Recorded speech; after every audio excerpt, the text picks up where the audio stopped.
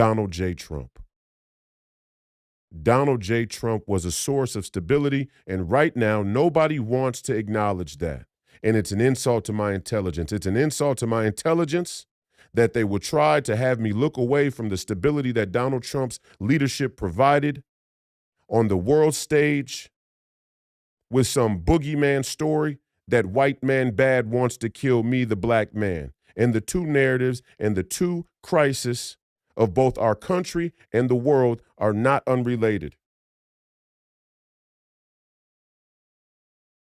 We're getting played. We're all getting played.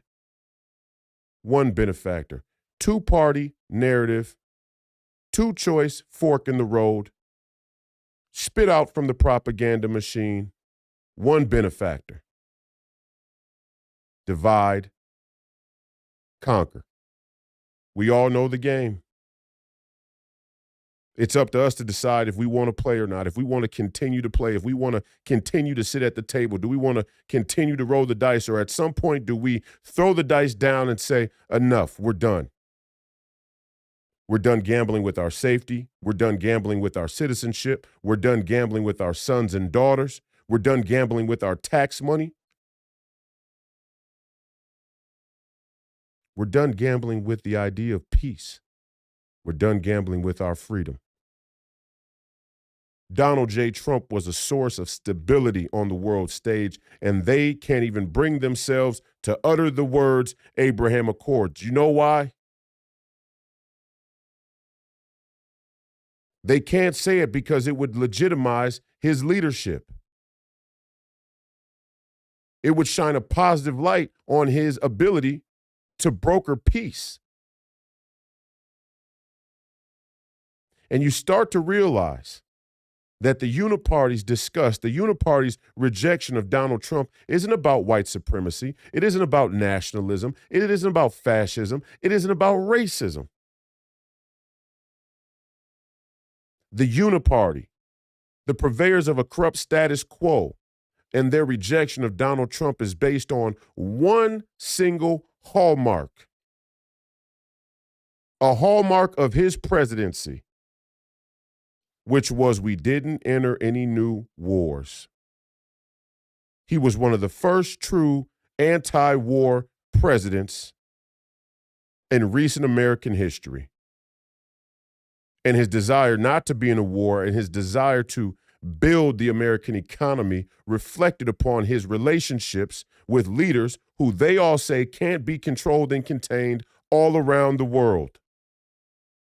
And that is the single greatest positive affirmation of Donald Trump's leadership that we all can point to objectively.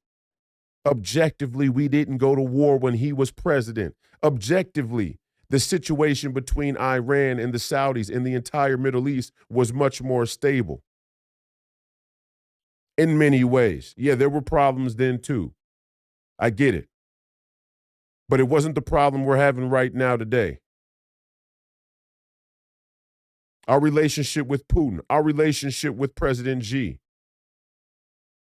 and the CCP, all under much more stable conditions. Who hated him? Who hated him? Who wanted him out? President Xi showed his respect. Vladimir Putin showed his respect. Kim Jong-un showed his respect. Yeah, he talked a good game. He talked slick.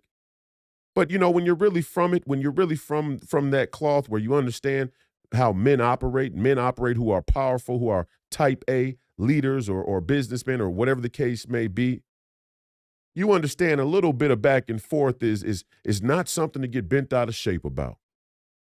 So they had their back and forth.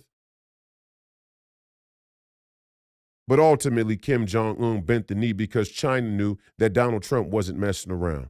And it was his economic policy, which he could have been even more strong with against the CCP. But it was that economic policy that let them know he wasn't kidding around.